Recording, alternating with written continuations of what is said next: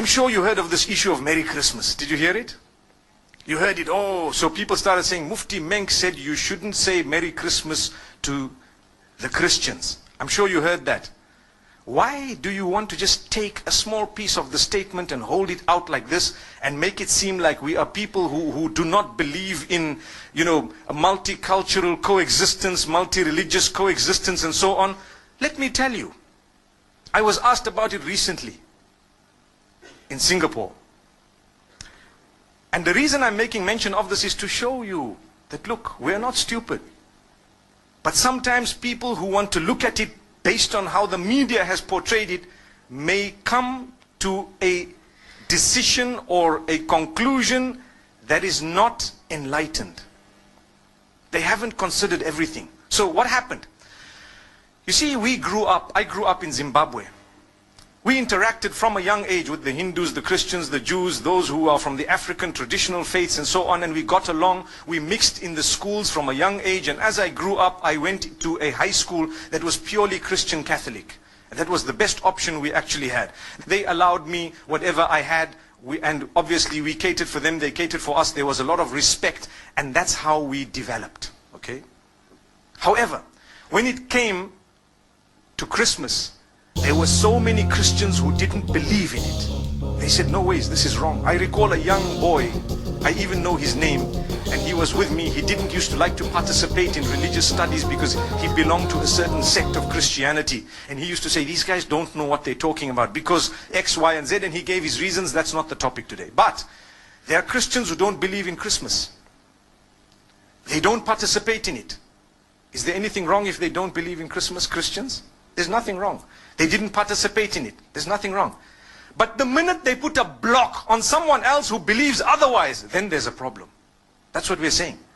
So the question you have to ask yourself, did you stop people from celebrating what they want? No. Did you ban them? No. Did you disallow them? Did you spread hatred against them? No. All you said is, Lakum dinukum waliya din. You have your faith and I have mine. So as we grew up, there were a few Hindus who were with me at school.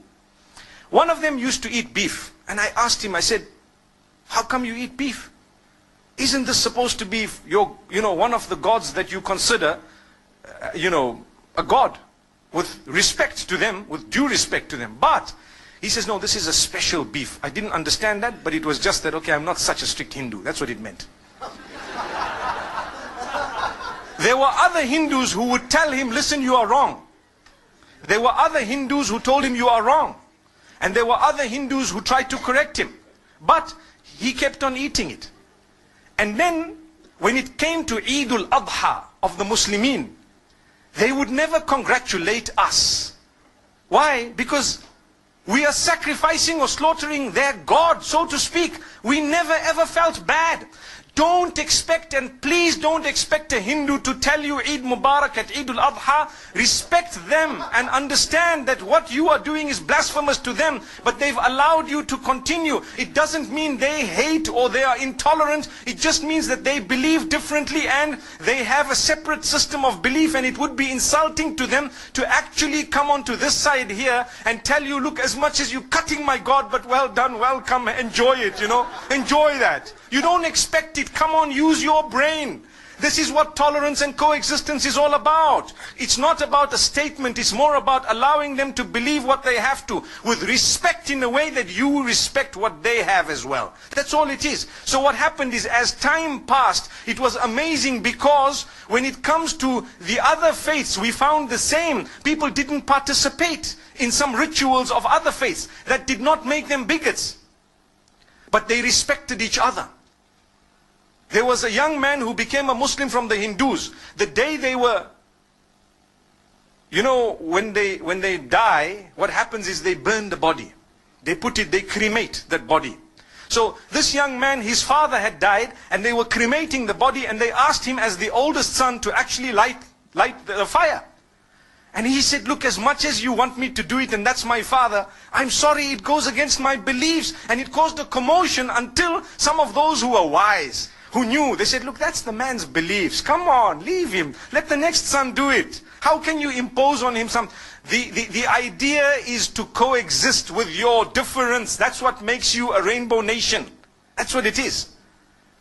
But you don't shove your opinion down the throats of others. Just like now, in the Western world, they are banning you from covering your hair in some countries. That would create another problem. Why? Like the Honorable Minister said, it would make people feel that they are at war with the system because, hey, you know what? This is my basic right to believe something. I believe this is wrong. I believe this is right. That's the idea. So, from among the Muslims, there are those who believe that it's okay to participate in Christmas. And from among the Christians, there are those who believe that it's not okay to participate in Christmas. Look at the irony. But the idea is, if you believe that, by all means, go ahead. You are answerable to Allah, not to me. If this one believes otherwise, go ahead. But please don't impose it on me. If I don't want, it's one of those things. Come on. You know, live and let live. Today, the problem is with all parties. We believe we are the only ones who are right. So we want to shove our opinions down the throats of the rest of the world. If not, they are the problem. They are the terrorists. They are the issue. They are this, that. Watch out. The words you are using will be used against you as well. Be careful. So this is why we say, as I grew up, still we used to sit and eat together as young boys. College. You know, you have your lunch, they have their lunch. We knew that if you have a beef burger, please don't offer it to the Hindus. It's insulting. It's blasphemous. They would actually feel so hurt. Don't. Would you ever, if you have Hindu friends, actually tell them, hey, have some beef? I don't think so. Exactly the same could be said about pork and the Muslims. Do you agree? Imagine if your friend says, just is a pork burger, come on, bacon tastes nice, you know, come on, you know. How would you feel? They respect you, you get along with them, you build the nation, you contribute towards the building of the nation together. Do you know that?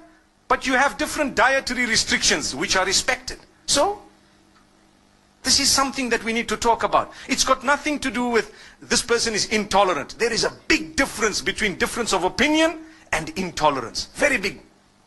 I can differ with you right now. I can differ with you on 100 matters, but I'm so tolerant. I promote tolerance. I promote coexistence. I promote the fact that all of us should contribute towards the development of our nation. Here in Malaysia, you have people, you have the Chinese, you have the Malays. On the other hand, you have Muslims, you have Buddhists, you have perhaps people who belong to Christianity, maybe even, you know, Jewish people, whatever other faiths. I don't know how the nation is made in terms of, you know, the various faiths, but I'm sure there are more than 20 or 30 different faiths. Look at the civil service. You will have people belonging to every race and to every religion, and they are serving the nation. That's what they're doing. What are they doing?